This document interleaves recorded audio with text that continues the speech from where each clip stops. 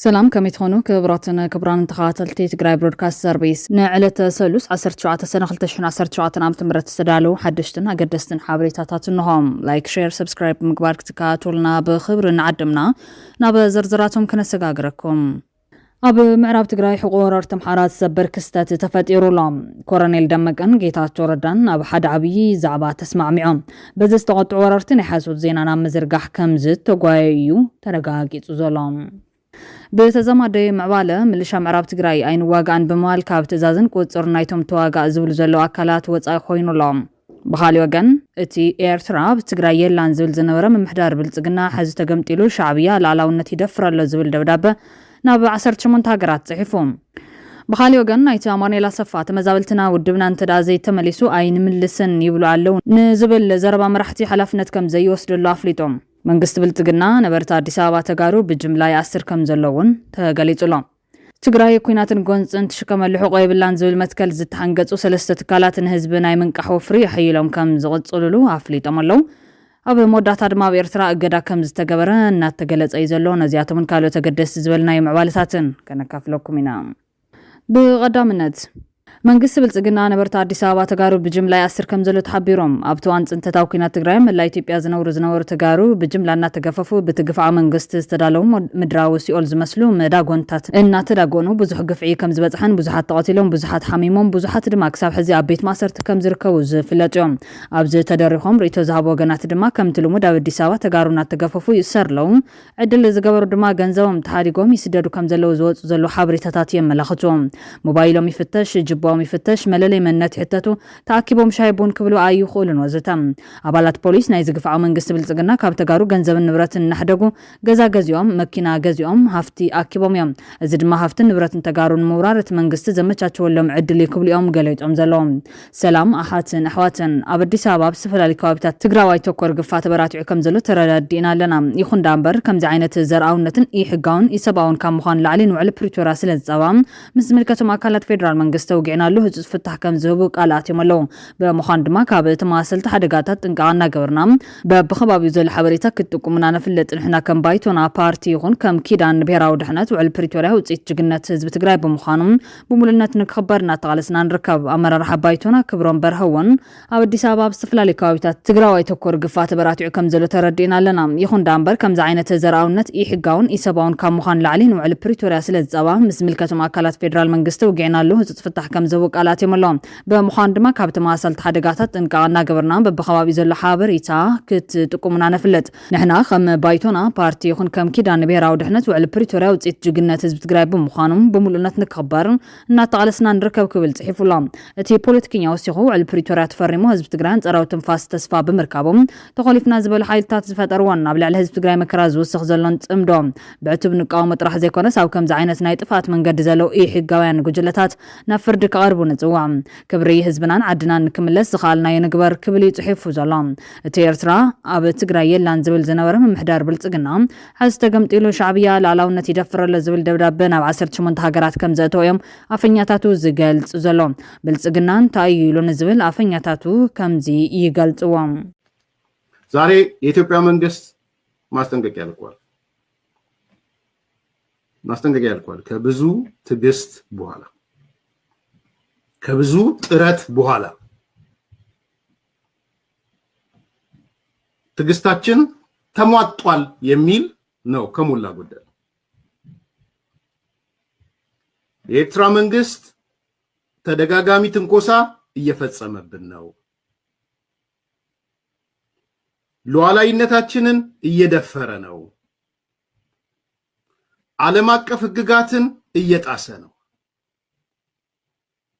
አንደኛው ይዘት እሱ ኢትዮጵያ ብዙ ጥረት አድርጋለች የሰላም ስምምነት ለውጡ ሲመጣ ለመገናኘት ጥረት አድርጋለች የአልጀርሱን ስምምነት መሰረት አድርገን ለመንቀሳቀስ ጥረት አድርገናል የአልጀርሱን ስምምነት ሙሉ ለሙሉ ተቀብለን አሁን ቲፒኤልኤፎች መልስ ይስጡበት በዚህ ላይ ጥምዶ መልስ ይስጥ ጥምዶ ሚስተር ጥምዶ አልጀርስ ስምምነቱን ተቀብለ ነው ወይ የተጣመድከው የኢትዮጵያ መንግስት አሁን ይፋ አድርጓል፣ ግልጽ አድርጓል። ውጭ ጉዳይ መስሪያ ቤት እኛ እየተንቀሳቀስን ያለነው የአልጀርሱን ስምምነት መሰረት አድርገን ተቀብለን ነው ብሏል። ጥምዶ አልጀርስ ስምምነት ፈርሷል ነው የሚለው አቃለው። እስከዛ ድረስ ጥምዶ ውስጥ ያሉ ሰዎች ሌሎችም ሊሉ ይችላሉ። ኦፍ ኮርስ ፈርሷል አልፈረሰም ልንነጋገር እንችላለን። ስለዚህ ለውጥ በመጣ ሰዓት በተቻለ መጠን አየር መንገድ እንዲገባ፣ ኮሙኒኬሽን እንዲጀመር፣ ሪፊጂ የኤርትራ ስደተኞችን የምንቀበልበት አሳይለም እንሰጥበት ማህበረሰቡ ጋር ያለ ግንኙነት ስንፈጥር ቆይተናል።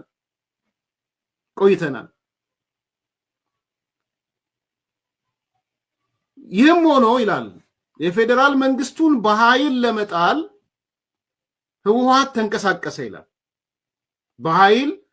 የፌደራል መንግስትን ወይም በህዝብ የተመረጠ መንግስትን። ከዛ በኋላ ግን የኢትዮጵያ መንግስት ጉዳዩን በሰላም ለመጨረስ የፕሪቶሪያን የሰላም ስምምነት ተፈራረመ። የፕሪቶሪያ የሰላም ስምምነት የኤርትራ መንግስትን አበሳጨው፣ ወደ ብጥበጣ አስገባው ይላል። አንዱ ኮር ምክንያት የኢሳያስ አፈወርቂን መንግስት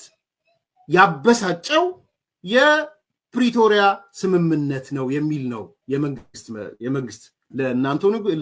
ለአሜሪካ ለካናዳ ለምናምን የተላከው ደብዳቤ ማለት ለውጭ ጉዳይ መስሪያ ቤት የውጭ ጉዳይ መስሪያ ቤት። ስለዚህ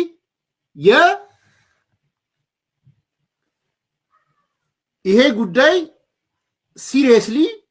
ልታዩት ይገባል። ትልቁ ችግር የፕሪቶሪያ ስምምነት ነው። በፕሪቶሪያ ስምምነት ደስተኛ አይደለም።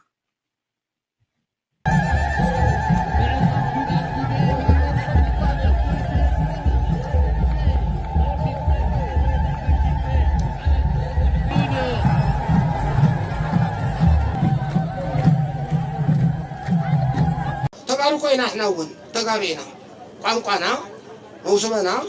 መልክዕና ሓደ ልዕሊ ዕርቅስ እንታይ ደለዎ ልዕሊ ሰላም እንታይ ደለዎ ንሕና ከዓ ህዝቢ ምስ ህዝቢ ባእሰ ይነበረናን ባእሲ ይብልናን እና በኸና ተዓርቆ ብዝተባህልናዮ ሰዓት እና ተባኸና ተዓርቅና ዘላቂ ኮይኑ ክልቲኡ ህዝቢ ከምቲ ቅድሚ ህዝቢ ዝነበሮ ናብ ንቡር ሰላሙ ተመሊሱ ኸይዲና እንደሊ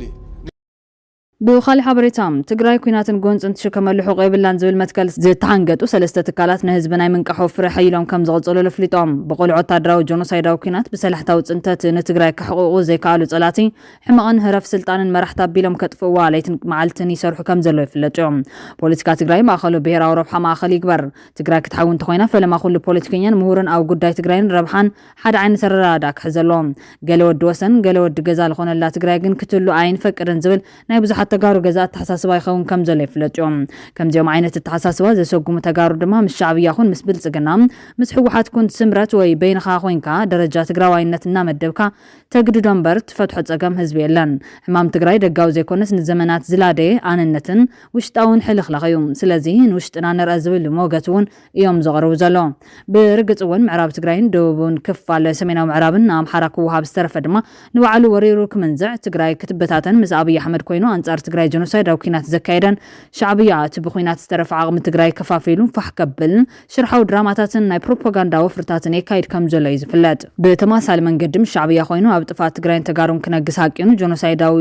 ወራር ዘአወጀ ምሕዳር አብይ አሕመድ ወን ግዛትን ህዝብን ትግራይ ቆራሪሱ ከጥፍ ጀመሮ ፍርምስ ፈሸሎም ኣብ ፖለቲካዊ መሪሕነት ትግራይ ዝተዓወተሉ ናይ ምክፍፋልን ምንቋትን ሽርሕታት ናይ ወታደራዊ ግጭት ከሰጋግሮ ይጽዕር ከም ዘሎ ይዝፍለጥ ንሕወሓት ንምውቃዕ ብዝብል ብን ጀነራል ወዳንጥሩ ኣብ ዓፋር ዝህነጥ ዘሎ ወታደራዊ ሓይሊ ምስታ ምዕራብ ትግራይ ብን ኮርኔል ደመቀ ዘውዱ ዝህነጥ ዘሎ ዘብዕ ተከዘ ዝብል ካልእ ወታደራዊ ሓይሊ ክልቲኦም ብተጋሩ ክህነጹ ዝግበረሉ ዘሎ ምኽንያት ብእንዳበል ጽግና ተመጋጋብ ዓላማ ክህሎም ተሓሲቡ ይህነጽ ከም ዘሎም ተዓዘብቲ ዝገልጾም ስለምንታይ ኢሉ ዝሓትት የለን ዝብሉ ዞም ተዓዘብቲ ብሓጺሩ ክገልጽዎን ከለዎም እቲ ሓደ ነቲ ኻሊእ ክበልዕ ዝግበር ዘሎ እቲ ዝዕወት ድማ ንኻሊእ ኩናት ክዳሎ እዩ ዝግደድ ብማልዮም ዘብርህዎም ኣብ ዓፋር ዘለዎ ኣባላት ሰራዊት ትግራይ ዝነበሩ ነቲ ማህተም ብሓይሊ መንዚዑ ዝብሉ ኣካል ብምእላይ ምዕራብ ትግራይ ሓዊስካ ቦራር ዝተታሓዙ ከባቢታት ብሰላም ካብ ምሕዳር አብይ አሕመድ ክርከቡን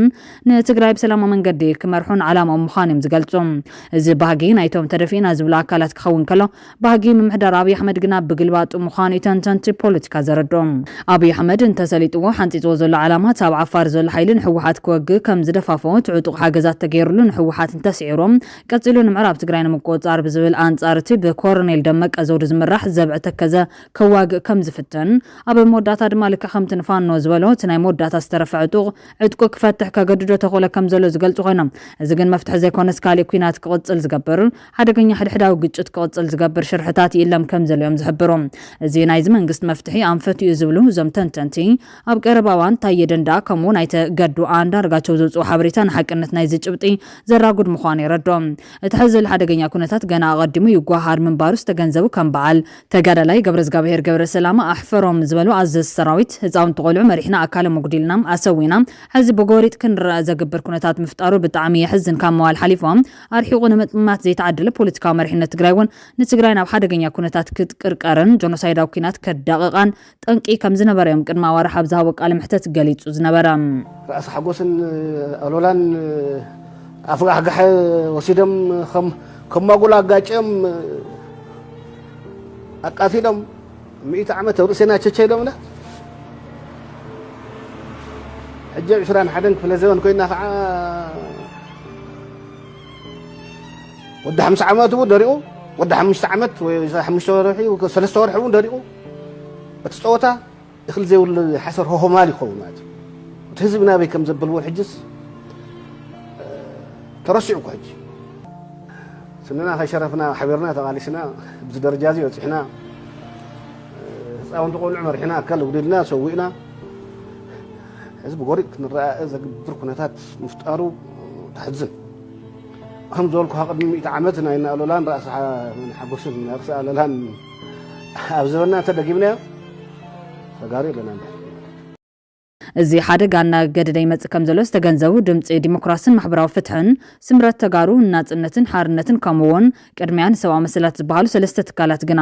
ወፍርን ሰላምን ሓበራዊ ዘተን ክካየድዮም ዝጽውዑ ዘለዎም እቶም ትካላት ህዝቢ ትግራይ ናብ ኩናት ዘእቱ ሕድሕዱ ክተፋነን ዝገብሩ ኣካይዳታት ብበዝሒ ይረኣዩ ኣለዎም ህዝቢ ትግራይ ሓድነቱ ዝፈቱ ምክባር ዝቐድም ዋላ እኳ እንተኾነ ንውልቀ ድሌቶም ዝሓድሩ ልሂቃኑ ግና ሕድሕዱ ክጓነጽ ይሰርሑ ከም ዘለው ንዕዘብ ኣለና ዝብሉ ኮይኖም ትግራይ ኩናትን ጎንፅን ትሽከመሉ ሕቆ ይብልናን ብተወሳኺ ድማ ኣብቲ ናይ ሕዚ ሃዋህው ፖለቲካ ዓለም ዝፍጠር ኩናትን ጎንፅን ከም ተጋሩ መሊእና ናብ ምጽናት ዝወስድ መንገዲ እዮም ኣብ እጆኹም ዝብል መሳርሒ ዘቐብል እምበር ሕደጉ ዝብል ዳርጋ ይህሎን ኩሉ ሰብ ብዘይካ ናይ ሕድሕዱ ህይወት ጉልበት ገንዘባውን ሞራላውን ድጋፍ መራሕቲ ናብ ኩናትን ጎንፅን ከኣትዉ ከም ዘይኽእሉ ክርዳም ብርኮምን ጉልበቶምን በዓሉ ህዝቢ ከም ዝኾነ ሕብረተሰብ ብዕሊ ክነቅሕ ይግባእ ስለዚ ድማ ካብ መራሕትን ላዕሊ ሕብረተሰብ ዝበለፀ ጉልበትን ሓይልን ከም ዘለዎ ክግንዘብ ኣለዎ ሲቪል ማሕበራት ሚድያታት ውድባት ስድራታት ምሁራት ትግራይ ወዘተ ነዚ ተረድዮም ሕብረተሰብ ትግራይ ኩናትን ጎንፅን ናይ ምትራፍ ዓቕሚ ኣብ ኢዱ ከም ዘሎ ከረድኡን ክሰርሑን ይግባእ ክብሉ እዮም ፀዊዖም ዘለዎም ንሕና ስምረት ተጋሩን ናጽነትን ሓርነትን ድምፂ ዲሞክራሲን ማሕበራዊ ፍትሕን ቅድሚያን ሰብኣዊ መሰላት ዝተባሃልና ሲቪክ ማሕበራት እቲ ሕብረተሰብ ዓቕሚ ከም ዘለዎ ንክርዳእ ዓቕሙ ንክጥቀም መንገዲ ንምርኣይ ፃዕርታት ጀሚርና ኣለና ዝብሉ እዞም ትካላት ነዚ ድማ እቶም መራሕቲ ተገንዚቦም ወይ ተገዲዶም ናብ ሰላምን ዘተን ንክመፁ ጽልዋ ናይ ምፍጣር ተበግሶ ሒዝና ወፍሪ ጀሚርና ስለ ዘለና ኩሉ ክጽምበረና ንሓትት ካብ ሰላምን ዘተን ወጻኢ ካሊእ ኣማራፂ የለን ክብሉ እዮም ተላብዮም ዘለው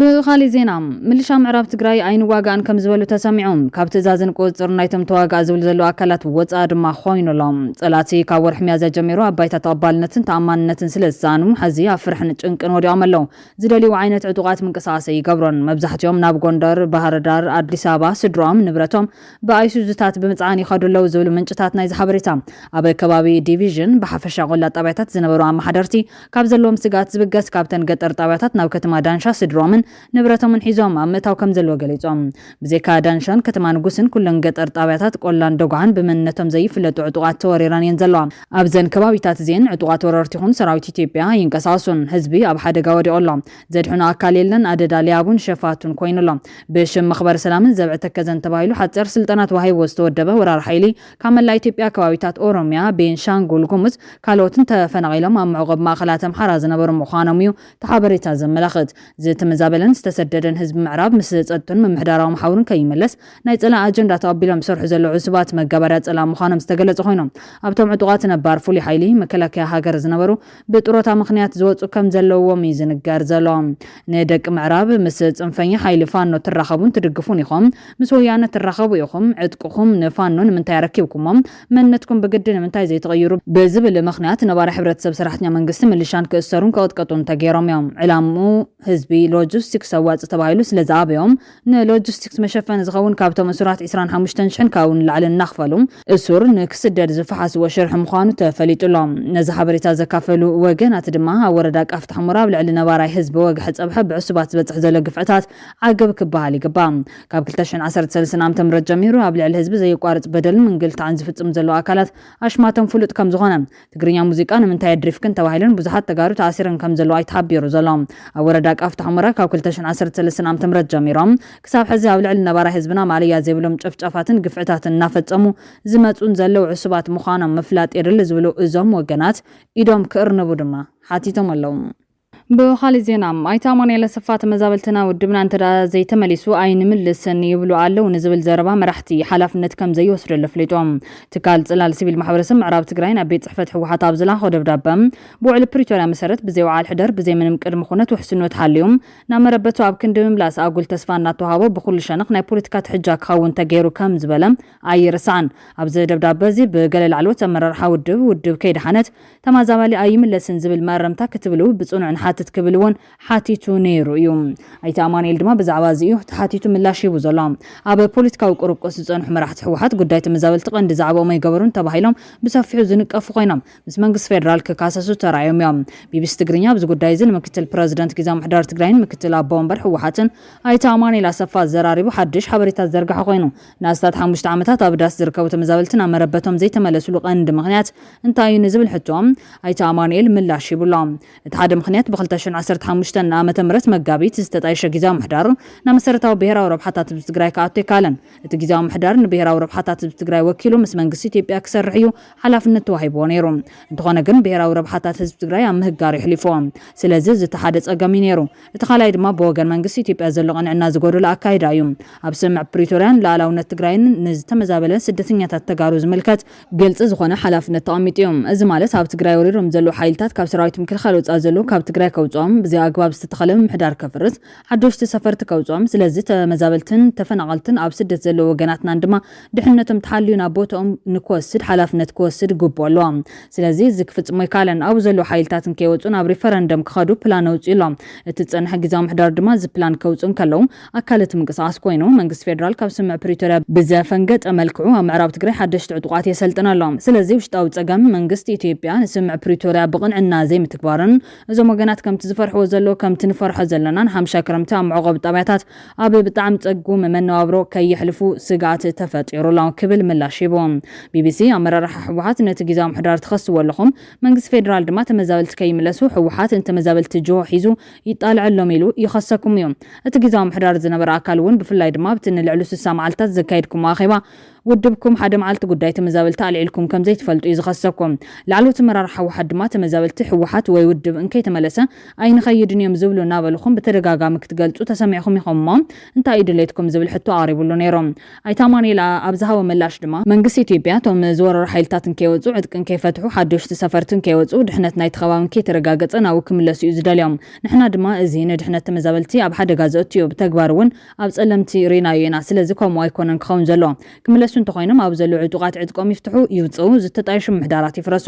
እቶም ሓደሽቲ ሰፈርቲ እውን ይውጽኡ ስለዚ ድሕነቶም ተሓልዩ ይመለሱ ኢና ንብል ዘለና ስለዚ ነዚ ስለዚ ተቐበሉ ሕወሓት ከልኪልዎም ኢሉ ይዛረበሎ ብተማሳሊ እትቅድም ኢሉ ዝነበረ ናይ ግዜያዊ ምሕዳር ኣመራርሓ እውን ነዘረባ ይደግሞሎ ምክንያቱ ኣብ ጸለምቲ እዚኣ ገይርዋ ህዝብና ኣብ ሓደጋ ወዲቖም ዳግም ተፈናቂሉ እዩ ስለዚ ከምታ ናይ ጸለምቲ ዘይትኸውን ኢሉ ስለዝኣምን እዚ ኣይብሉሎ ንሕና ተመዛበልቲ ከይምለሱ ንገብር እንታይ ንምርካብ ክብል ዝመለስ ካሊ ሕቶ ቢቢሲ ድማ ንምንታይ ዳ ቦምበር ዶክተር ደብረጽዮን ገብረ ሚካኤልን ሓላፊት ቤት ጽሕፈት ሕወሓት ወይዘሮ ፈትለወርቅን ተመዛበልትና ውድብና እንተዳ ተዘይተመሊሳ ኣይንምለስን እዮም ዝብሉ እናበሉ ኣካል ፖለቲካ ምንቅስቃስኩም ዝግበር ዘሎ ክብል እዩ ሓቲቶም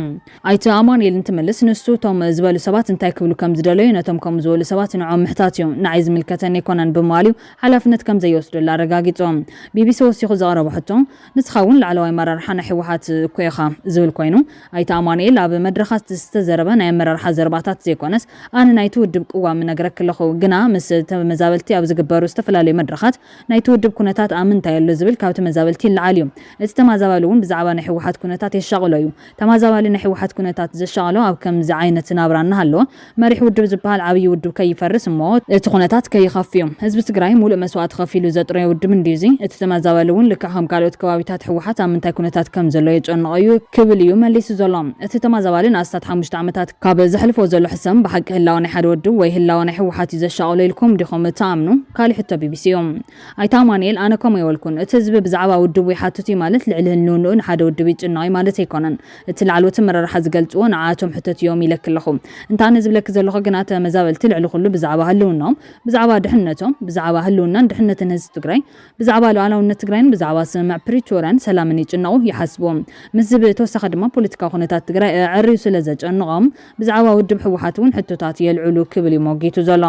ቢቢሲ ሓዚን ኣብ ኣመራርሓ ግዜያዊ ምሕዳር መጺኻ ኣለኻ ምክትል ፕረዚደንት እቲ ግዜያዊ ምሕዳር እውን ኢኻ ናብቲ ግዜያዊ ምምሕዳር ካብ ትመጽእ ጉዳይ ተመዛበልቲ ንምፍታሕ እንታይ ዝሰራሕኩሞ ስራሕ ኣሎ ክብል እውን ዝሓተተ ኮይኖም ኣይተ ኣማኑኤል እቲ ዝስራሕ እኮ ስምምዕ ፕሪቶርያ መሰረት ጌርካ ምስ መንግስቲ ኢትዮጵያን ማሕበረሰብ ዓለምን ምስራሕ ምስ ህዝብኻ ምስራሕ ካብ ዘሎ ስትራቴጂካዊ ዓቕምታት ነዚ ጉዳይ ዝምልከቶም ኣካላት ሕወሓት ሰራዊት ትግራይ ግዜያዊ ምሕዳርን እዮም ነዚ ጉዳይ እዚ ዝለዓለ ሓላፍነት ዝወስዶም ነቲ ሰላም ማእኸል ጌርና ንሰርሕ ኣለና ተመዛበልቲ ንዘልዕሉ ሕቶ ድማ ከም ግዜያዊ ምሕዳር ንዑ ደጊፉ ንዑ መሰረት ጌርና ድማ ንሰርሕ ኣለና ኢሎም ቢቢሲ ወሲኹ ተሓድሽ ግዜያዊ ምሕዳር ካብ ዝጣየሽ ምስ መንግስቲ ፌደራል ዝገበርኩሞ ቀጥታዊ ድርድር ኣሎ ዶ ክብል ዝሓተተ ኮይኑ ኣይተ ኣማኑኤል ክምልስ እንከሎ ብመሰረት ስምምዕ ፕሪቶርያ ከምቲ ትርእዮ ዘለኺ ፓነል ሕብረት ኣፍሪካ ኣይተኣከበን ብተደጋጋሚ ጻውዒት ቀሪብሉ ብተደጋጋሚ ካብ ትግራይ ደብዳቤታት ተጻሒፉሉ ግን ኣይተኣከበን ምስ መንግስቲ ኢትዮጵያ ብዘለዉ ክልታዊ ርክባት ግን ግዜያዊ ምሕዳር ነቲ ጉዳይ የልዕሎ እዩ ተመዛበልትን ኣብ መረበቶም ንክምለሱ ድማ ይሓትት እዩ ዝብል ምላሽ ይብሎም እቶም ተመዛበልቲ ክሳብ እቲ ናትና ትብልዎ ቦታ ኣብ ጽሑና ሞ ናይ ባዕልና ውሳነ ክንውስን ዝብል ሕቶታት የልዕሉ ኣብዚ ዝህልወኩም ቅዋም እንታይ እዩ ካሊ ሕቶ ቢቢሲ እዮም ኣይተ ኣማኑኤል ሓዚ እንታይ ይመስለኪ እቶም ተመዛበልቲ ዘለዉ ህይወት ሲኦል እዩ ስለዚ ተመዛባሊ ብጣዕሚ ተማሪሩ ብጣዕሚ ከፊዎ መማረፂ ሲኑ ዝገበሩ ይግበሩ ዓይነት ሕቶታት ካብ ውሕድ ዘይኮነ ሰብ ይለዓል እዩ ስቑኢልና ክንከይድ ኢና ማለት እኮ መስዋዕቲ ክንከፍል ኢና እዩ እኮ ዝብለና ዘሎ እምበር ናበይ ክኸይድ ሕርሽኡ ገዛውቱ ስርሑ ተታሒዙ እዩ ስለዚ ከይድና ክንልቀቖም ኢና እዩ ዝብል ዘሎ እምበር ሰተት ኢልና ኣቲና እቲ ቦታ ክህቡና እዮም ኣይኮነን ዝብል ዘሎ እቲ ተመዛባሊ ክምለስ እንተኮይኑ ድሕነቱ ብዝተሓለወ መንገዲ እዩ ክኸውን ዘሎ ከመይ ጌርና ስቑኢልና ክንሰዶም ኣብዚ ሓለፈ ይፈተን ተባሂሉ ናብ ጸለምቲ ተሰዲዶም ኮም ጆኖሳይድ ዝፈጸሙሉ ኣብኡ ጸኒሖም ከቢድ ግፍዒ ተፈጺምዎም ተመሊሶም እዮም ተመዛቢሎም ክብል ይምላሽ ይቡ ዘሎ ቢቢሲ ሓዚ እቲ ዝነበረ መንግስቲ ወይ ናይ ሕወሓት ምሕዳርን ከይተመለሰ ተመዛበልቲ ንባዕሎም ወኪሎም ንዝወስድዎ ውሳነ ተቐበልዎ ዶ ዝብል ሕቶ ዘቕረበ ኮይኑ ኣይተ ኣማኑኤል ናይ ሕወሓት ምሕዳር ጉዳይ እኮ ኣይኮነን እዚ ጉዳይ እዚ ብዛዕባ እቶም ኣብኡ ዘለዉ ዕጡቓት እየ ዘውግዕ ዘለኹ እቶም ኣብኡ ዘለዉ ምሕዳራት ኣይኮኑ እንዲኦም ነቲ ህዝቢ ኢዱን እግሩን ኣሲሮም ናብ ተከዘዘተዎም እቶም ኣብኡ ዘለዉ ሰባት ኣይኮኑ እንዲኦም ገዝኡ ሕርሽኡ ናይ ቢዝነስ ስራሕቱን ወሪሮሞ ዘለው እዚ ጉዳይ ዝከቢድ እዩ ተማዛባሊ ንስኻትኩም ዝገበርኩም ገርኩም መልሱና ሓላፍነት ወሰዱ መንግስቲ ይኹም ይኮ ዝብለና ዘሎ ይዝብል ናይ መወዳእታ ክልተ ሕቶታት ቢቢሲ ክሳብ ሕዚ ዝተኻየደ ክዮዶታት ን5 ዓመታት ዝኣክል ንተመዛበልትን መረበቶም ክመልስ ይካለን ካብ ሕዚ እንታይ ኢኹም ክትገብሩ ክብል ዝሓተተ ኮይኑ ኣይተ ኣማኑኤል ድማ ኣይተመለሱን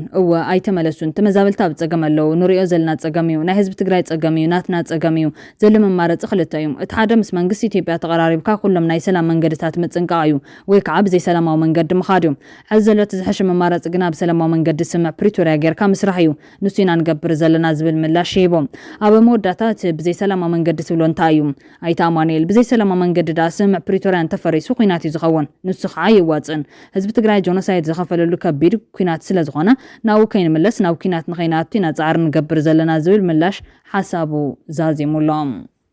ብኻሊ ዜና ኮሎኔል ደመቀን ጌታቸው ረዳን ተስማዕሚዖም ኣብ ዞባ ምዕራብ ትግራይ ዘሎ ወራሪ ሓይሊ ኣምሓራ ብሰላማዊ መንገዲ ከም ዘይወፅእ አንጸባሪቑሎም ኣብቲ ናይ ትማሊ መገሻ ኣይተ ጌታቸውን ኣረጋ ከበደን መድረኽ መሪሕነት ኣምሓራ ርስተኛ ንምዃን ተዳሊሎም ወሪሩ ንዝሓዘ መሬት ብደም ዝተተሓዘ መሬት ንማን መሕሊፍና ይንህብን ክብል መንግስቲ ትኽልል እውን ተዛሪቦም ኣብይ ኣሕመድ ኣብዚ ጉዳይ ኢዱን እግሩን ክስሕብ ናይ በዓል ጌታቸው ረዳ ዲፕሎማስያዊ ጻዕሪ ወሳኒ እንትኾን እቲ ግዛኣትና ወሪሩ ሒዙ ትግራዋይ ብምክፋል ስልጣኑን ረብሑን ክቐጽል ዝደሊ ዘሎ ጸራሪ ካብ ሙጻእ ግድን ይኸውን ምዕራብ ትግራይ ናይ ትግራይ ብዝኾነ ታሪክ ኣጋጣሚ ናይ ኣምሓራ ኮይኑ ይፈልጠን እን ኮሎኔል ደመቀ ዘውድ ድማ ካብ ምስ ናይ ኣምሓራ ልሂቅ ምስ ጌታቸው ረዳ ክሰርሕ ዝምባለ ከም ዘረአዩ ዝግለጽ ዘሎ ነዚ ዝተዓዘቡ ተጋሩ ናይ በዓል ኣረጋ ንዓና ድቃስ ዝኸለ ምዃኑ ምግንዛብ የድሊ ምዕራብ ትግራይ ብዝሕዚ ሰዓት ክንምለስ እንተዘይክኢልና ፅባሕ ኣክሱምን ማጮን እውን ክንህቦም ኢና ማለት እዩ መሪሕነት ኣምሓራ ብባህሪኡ ወራሪ ክብሉ እዮም ገሊፆም ዘለዎም ንናይ ኣይተ ጌታቸው ረዳ ጉዕዞ ብኣወንታ ዝተቐበለ ነቲ ናይ ኮሎኔል ደመቀ ዘውድ ጉጅለ ብዝኾነ ይኹን መንገዲ ዳግም ደም ናብ ምፍሳስ ምምላስ ዘየድሊ እዩ ኣብ ዝብል ከም ዝተስማዕምዐ እዩ ዝግለጽ ዘሎ በዚ ምስምዕማዕ በዓሉ ዓብይ ፀጋ ኮይኑ ፌደራል መንግስቲ ዝምንቅስቃስ ከዓቢ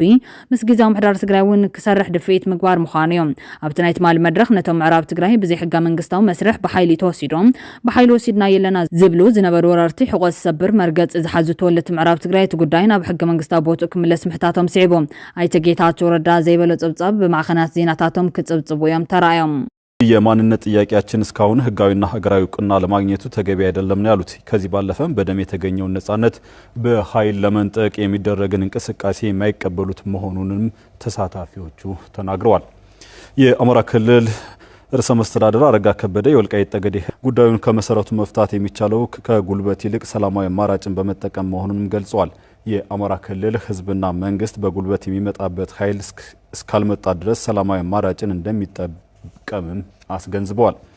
የጠቅላይ ሚኒስትሩ የምስራቅ አፍሪካ ጉዳዮች አማካሪ ሚኒስትር ጌታቸው ረዳ የወልቃይት ጠገዴ ህዝብ የማንነት ጥያቄ ተገቢ መሆኑን እናምናለንም ብለዋል ሰው ከመሬት በላይ ከፍ ብሎ መታየት አለበት ያሉት አቶ ጌታቸው የወልቃይትን ህዝብ ህዝቤ ነው ብሎ መቀበል እንደሚገባም አንስተዋል በዚ ጸብጻብ ዝተቆጥዑ ወገናት ድማ ፈታውን ጸላን ክፈልጡ ዘለዎ ጉዳይ ኣብ ስራሕ ዘሎ ሕገ መንግስቲ ኢትዮጵያ ተቀዲዱ ክሳብ ዘይተደርበየ ፕሬዝደንት ክልል ኣምሓራ ምዕራብ ትግራይ ኸይዱ ህዝቢ ክእክብ ከዘራርብ ይኹን ዝኾን ሓሳብ ክህብ ይኹን ህዝባዊ ኣኼባ ክመርሕ ይኽእለን ምዕራብ ትግራይ ከም ሽሙ ምዕራብ ትግራይ እዩ ከምቲ ፕሬዝደንት ትግራይ ጀነራል ታደሰ ወረደ ነበርቲ ምዕራብ ጎጃም ኣኪቡ ከዘራርብ ዘይኽእልን ፕሬዝደንት ክልል ኣምሓራ እውን ነበርቲ ምዕራብ ትግራይ ክእክብ ይኽእልን እዚ ዓጋም ጣሓስ ዝኾነ ፖለቲካዊ ኣካይዳ ዝን ህዝቢ ትግራይ ከቢድ ዋጋ ዘኸፍለን ሕገ መንግስታውን እዩ ኩልና ብንቕሓት كتاتلون كن جنزبون زجبا حزبن عدن بحجن سرعة دامبر بيخون يخون يمرحن إذا كايدا زلو من دحر زي أريمنا يون زي استخاخلنا يون أمانون صباح بريزيدنت كل الأمحرة أرجع كبدم مغالمات يون كابين جزام حدار تجري أكيبة كزرار بيكبلكم يوم كاب مربتهم استمزاول وجناتنا كبروا من مولود حنتهم من تحليهم بمسألة حجة من قصة سرعة إثيوبيان وعلى بريتوران كي تشرارفون مربتهم كملوا سيج بازبل ترير ملخت يوم عم حلالفهم ውይይቱ እንዲካሄድ ታስቦ የነበረው አዲስ አበባ ነበር የሚሉት የኢትዮ ፎረም ምንጮች የወልቃይት አስመላሽ ኮሚቴ መሪው ኮሎኔል ደመቀ ዘውዱም አቶ ጌታቸው ረዳም የክልሉ መሪ በነበሩ ጊዜ ከርሳቸው ጋርም ሆነም በወቅቱ መከተላቸው ከነበሩትና አሁን የትግራይ ጊዜያዊ አስተዳደር ፕሬዝዳንት ከሆኑት ጀነራል ታደሰ ወረደ ጋር በተደጋጋሚ ተነጋግረው እንደነበር አስታውሷል። ኮሎኔል ደመቀ ዘውዱም አሁን በተካሄደው ስብሰባ ላይ ይህንኑ አስታውሰው መግለጻቸው ታውቋል። ኮሎኔል ደመቀ ዘውዱ ስለ ተፈናቃዮች ተፈናቃዮች እንዲመለሱ የሚደረግበት እንቅስቃሴ ሲናገሩም ከአቶ ጌታቸው በኩልም ጥያቄ ሲነሳላቸው አዲስ አበባ ኮሚቴዎችን ይዤ መጥቼ እንነጋገር፣ የፌደራል መንግስቱ ይሁንታ የሚሰጠው ጉዳይ ከሆነ እስማማለሁ ማለታቸውን ተከትሎ አዲስ አበባ ሊደረግ የነበረው ውይይት እንደሆነ ምንጮቹ አስታውሰዋል። ይሁን እንጂ የአማራ ክልሉ ፕሬዝዳንት አቶ አረጋ ከበደም እኔም መሳተፍ ይገባኛል፣ እኔ ሳይነገረኝ እንዴት እነደመቀ ዘውዱ ወደ አዲስ አበባ ይሄዳሉ ማለታቸውን ተከትሎ ውይይቱ እዛው በሁመራ እንዲካሄድ ተወሰነ ሲሉ አክሏል። በዚህም አቶ ጌታቸው ረዳ አውሮፕላን ይዘው ባህር ዳር ከደረሱ በኋላ የአማራ ክልል ርዕሰ መስተዳድሩ አቶ አረጋ ከበደን አሳፍረው እንደገና ወደ ሁመራ መብረራቸውን ሰምተናል። በሁመራ ውይይት የተፈናቃዮችን መመለስ በማስመልከት ስምምነት እንደተደረሰ የሚያነሱት ምንጮቻችን የስብሰባው ዝርዝርንም ያብራራሉ። ተሰብሳቢዎቹ የኮሎኔል ደመቀ ዘውዱ ኮሚቴ አባላት ሲሆኑ ቁጥራቸው 60 ይደርሳል የተባለ ሲሆን እንዲናገሩ እድል የተሰጣቸውም ለአመታት ተበድለናል፣ ተገፍተናል፣ የማንነት ጥያቄ ያለን፣ ምዕራብ ትግራይም እያላችሁ አትጥሩን የሚል ንግግር ሲያደርጉ ቆይተዋል ተብሏል። አቶ ጌታቸው በትግርኛና በአማርኛ ንግግር ባደረጉበት በዚሁ መድረክ ላይ ተሳታፊዎቹ በሁለቱም ቋንቋዎች ይደመጥ በነበረው የአቶ ጌታቸው ረዳ ንግግር ሲያጨበጭቡ እንደነበርም ሰምተናል። ደፍረህ መምጣትህ ለሰላም ያለህን ዝግጁነት ያሳያል በሚል የኮሚቴው ሰዎች ተናግረዋልም ተብሏል። አቶ ጌታቸው ረዳ በበኩላቸው እኔ የመጣሁት ይህንን ጉዳይ ለመስራት የሚያስችል ስልጣን ኑሮኝ አይደለም፣ ይሁን እንጂ የጊዜያዊ መንግስቱ ፕሬዝዳንት በነበርኩበት ወቅት ተፈናቃዮች እንዲመለሱ ያወጣነው እቅድ አለ፣ እርሱ እንዲፈጸም የበኩሌን ለማበርከት ነው በማለት የማንነት ጥያቄ አለ ብዬ በግሌ አላምንም። ይህ ጥያቄ ካለ ግን በህግ መመለስ ይኖርበታል። ኢኮኖሚያዊ በደል እንዳለ ግን አውቃለሁ። እዚህ የተገኘውትም ሰላማዊ በሆነ መንገድ እንድንፈታው መስማማታችሁን እንድታሳዩ ለመነጋገር ነው። ቋንቋችን የመቀራረብና የሰላም እናድርገው ሲሉ ተናግረዋል ተብሏል። ካልኦት ድማ ተጋሩ ፈጺሞም ከቀበልዎ ዘይብሎም ምዕራብ ትግራይ አካታዕ ከባቢ እዩ ዝብለን ሻዕብያ መሬትና እናሃለወ ህዝቢ ኤርትራን ህዝቢ ትግራይን ተራኺቦም ዝብሉን ክልቲኦም ብመሬት ትግራይ ቁማር ምጭዋት እዮም። ሻዕብያ እውን ይውፃእ፣ ኣምሓራ እውን ይውፃእ፣ ዘውፅኦም ድማ ፌደራል እዮም። ብሰላማዊ መንገዲ ኩልና ተጋሩ ንቃለስ ተመዛበልቲ ምምላስ እንተተኻኢሉ ግን ቤዛኻትኩም ተሃላሊኽና ከይንኸልፎም ነጥቢ ምቁፃር ብተመዛበልትና ደው ይበል ክብሉ እዮም ተራዮም ዘለዎም። ኢትዮ ፎረም እቲ ናይ ኣምሓራ ሚድያ ዝዘርጉ ሓበሬታ ሓሶት ምዃኑ ዘረጋግፅ ሓበሬታ ዘርጊሑ ነይሩ እዮም። ሎሚ ድማ ጌታቸው ረዳ ኣብ ቅድሚ መንነት መለስቲ ኮሚቴ ኣብ ወልቃይት ይኹን ፀገዴ ናይ ልምዓት ሕቶ እምበር ናይ መንነት ሕቶ ኣሎ ኢለ ኣመንን ከም ዝበለ እዩ ንኣዲስ ስታንዳርድ ገሊፁ ዘሎ። ኣቐዲሙን ረዳ ሓለፎም ኣብ ኣዲስ ኣበባ ኣካታዕ ዝበሃል ቦታ የለን፣ ትግራይ ተሓቶ እምበር ትምልሶም መሬት የለን ክብል ኣብ ኣፎምን ኣብ ግንባሮምን ከምዚ ብምዝራብ ግልፂ ዝገበሩ ኮይኖም ካብቲ ግዛትናን መሬትናን ብሰላም ውፅ ዝብል መልእኽቲ እዩ ዘለዎ።